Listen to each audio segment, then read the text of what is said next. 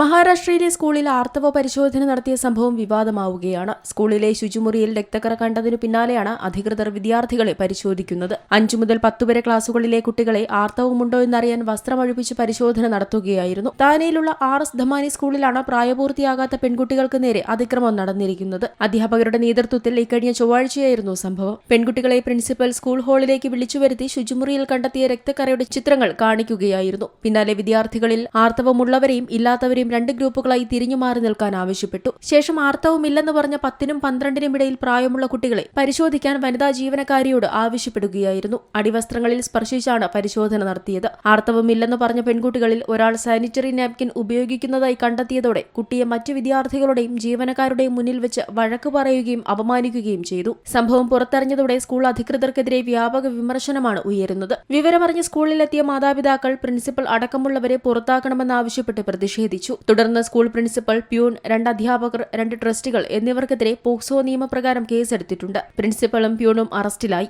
മറ്റു 4 പേർക്കെതിരെ അന്വേഷണം നടന്നുവരികയാണ്. National desk, Zee Malayalam news.